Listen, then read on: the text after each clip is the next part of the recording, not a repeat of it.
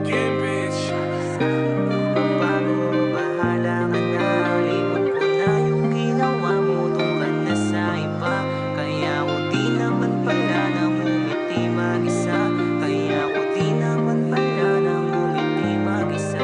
Handa na sa'king pagbabago, bahala ka na. Limot ko na yung ginawa mo, doon ka na sa iba.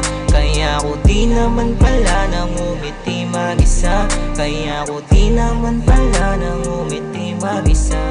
Kala mo siguro di ko kayang tanggapin ano man yung nangyari sa atin. Kala mo siguro di na makakawala sa mga pinapamukha mo sa aking pain. Diyan ka nagkakamali, kaya ko nang umiti, kaysa ituloy ko yung alam ko ng mali. Di na ako papayag pang muli na ako lagi ang mali at hindi ka para sa akin. Kaya ko na mag-isa kahit lumayo ka pa, ay wala na din yun sa akin. Hindi ko na din nahanapin, yakap o halik mo sa akin.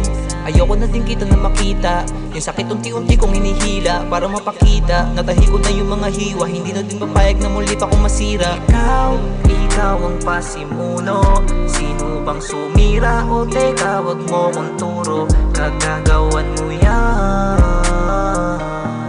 Ikaw na ang pumili na magkasiraan. Handa na sa'king pagbabago, bahala ka na. Limot ko na yung ginawa mo, doon ka na sa iba. Kaya ko di naman pala nang umiti mag-isa. Kaya ko di naman pala nang umiti mag-isa. Handa na sa'king pagbabago, bahala ka na. Limot ko na yung ginawa mo, doon ka na sa iba. Kaya ko di naman pala nang umiti mag-isa. Kaya ko di naman pala nang umiti mag-isa. Sige ako na mali kahit na wag mong aminin.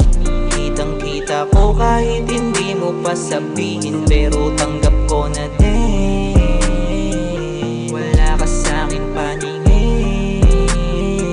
Wag mo nga sa'kin ibintang, ikaw yung sala rin. Ako naman yung biktimang nasa loob ng salamin. Nung ilang beses kang nahulog ay handa kang saluhin, pero bakit sa'kin ay hindi mo yun kayang gawin?